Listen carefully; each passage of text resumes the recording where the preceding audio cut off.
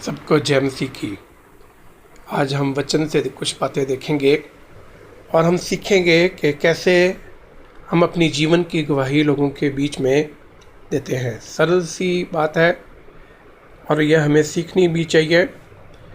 और पहला वचन जो हम देखेंगे वो है प्रकाशित वाक्य और उसका 12 अध्याय और उसकी 11 आयत। प्रकाशित वाक्य 12 अध्याय उसकी 11 आयत। यहाँ पे लिखा है, और वे मेमने के लहू के कारण और अपनी गवाही के वचन के कारण उस पर जयवंत हुए और उन्होंने अपने प्राणों को प्रिय न जाना, यहाँ तक कि मृत्यु भी सह ली। सो यहाँ पे एक चीज़ है, मेमने के लहू के कारण। हम जानते हैं यूहन्ना बपतिस्मा देने वाले ने यीशु मसीह की ओर इशारा करके कहा था, देखो परमेश्वर का मेमना जो जगत के पाप को उठा ले जाता है। यीशु के लहू पे हम विश्वास करते हैं, उसके बलिदान पे हम विश्वास करते हैं। हम यीशु मसीह को मसीहा मानते हैं और इसीलिए हमारी गवाही है। और जो गवाही है, यहाँ पे लिखा है कि वे मेमने के लहू के कारण और अपनी गवाही के वचन के कारण उस पर जयवंत हुए। सो हमारे जयवंत जीवन का जो एक मुख्य रहस्य है वो यही है कि यीशु मसीह मसीहा है, ये हमारा विश्वास है। और दूसरा ये कि मुंह से अंगीकार करना। और यदि हम रोमियो में भी पढ़ें, रोमियो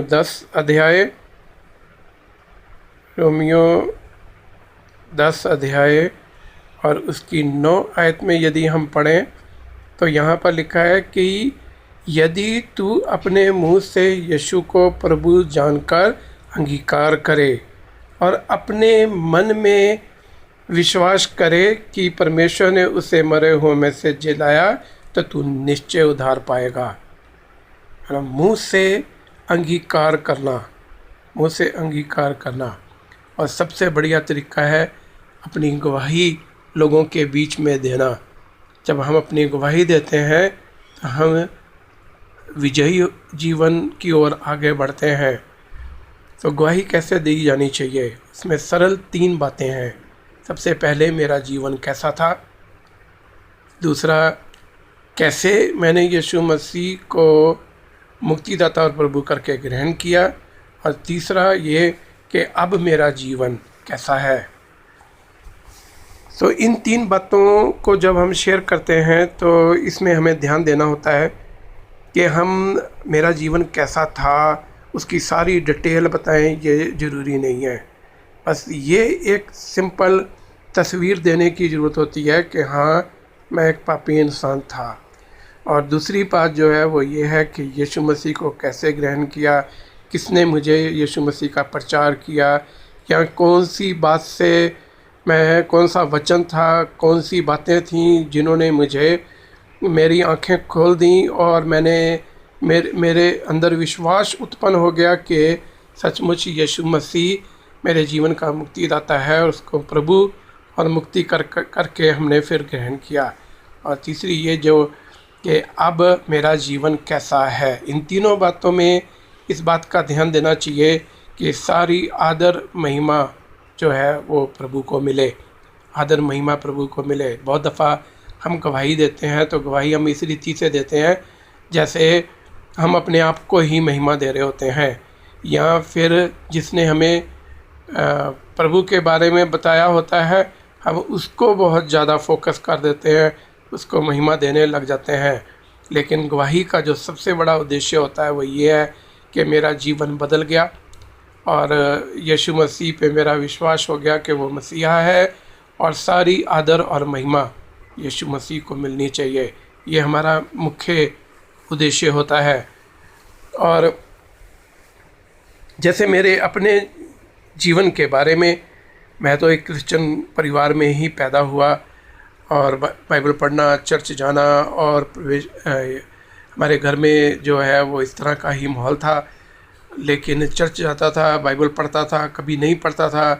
कई बारी मैं कितने दिन बाइबल नहीं पढ़ता था, लेकिन चर्च चले जाना और मीटिंगों में चले जाना, ऐसा ऐसा मेरा झुकाव था।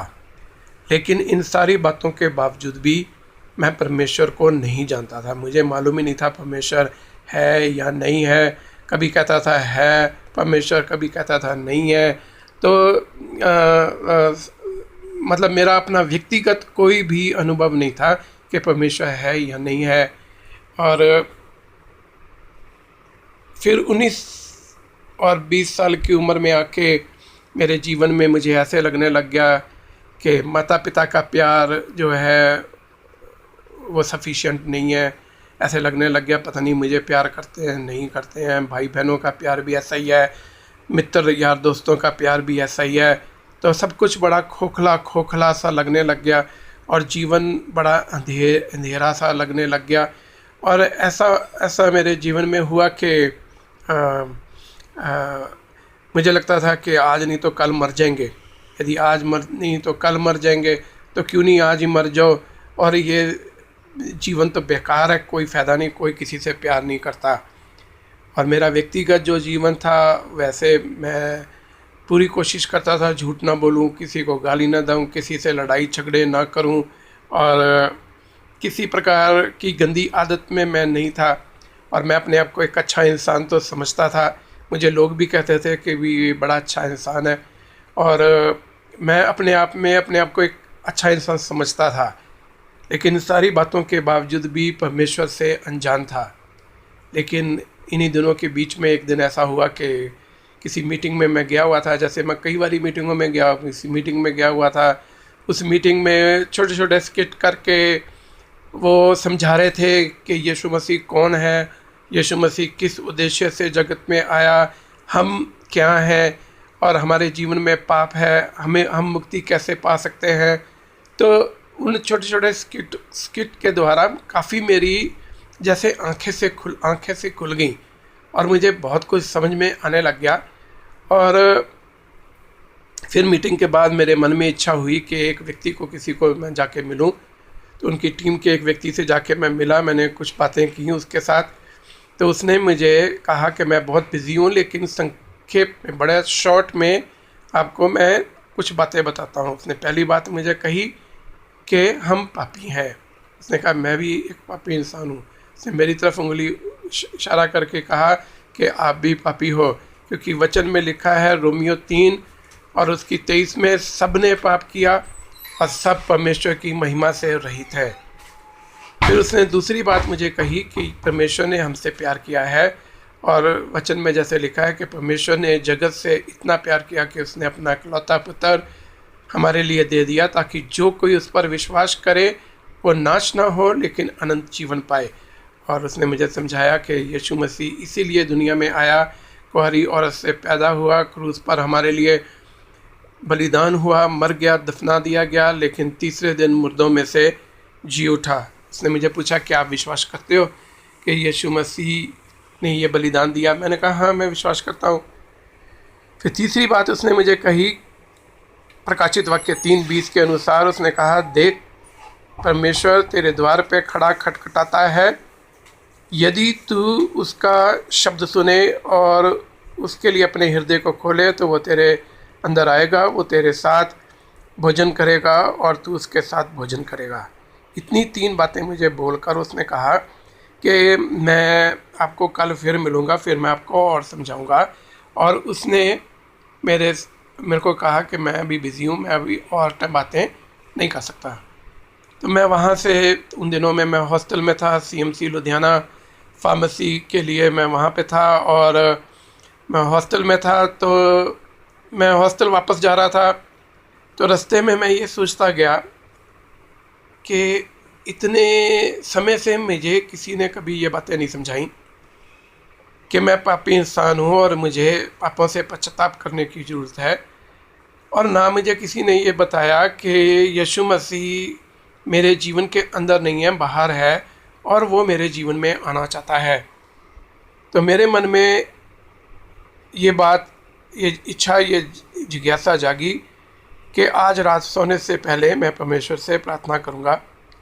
और उस रात सोने से पहले मैंने परमेश्वर से एक छोटी सी साधारण से विश्वास के साथ प्रार्थना की मैंने परमेश्वर से कहा कि हाँ परमेश्वर, मैं मानता हूँ कि मैं एक पापी इंसान हूँ। तब मैं जानता भी नहीं था कि मैं कितना बड़ा पापी हूँ या कैसा पापी हूँ, क्योंकि मैं अपने आप को एक अच्छा इंसान भी समझता था, लेकिन फिर भी मुझे पता था कि हाँ मैं पापी इंसान हूँ। तो मैंने परमेश्वर से कहा, यीशु मसीह ने मेरे लिए बलिदान दिया, मेरे लिए मर गए, दफन हुए, तीसरे दिन मुर्दों में से जी उठे, इसलिए मेरे जो भी पाप हैं वो क्षमा कर दिए जाएं। मैं अपना हृदय यीशु मसीह के लिए खोलता हूँ। यीशु मसीह, आप मेरे हृदय में आए। और मैं इतनी सी प्रेयर करके मैं उस रात में सो गया।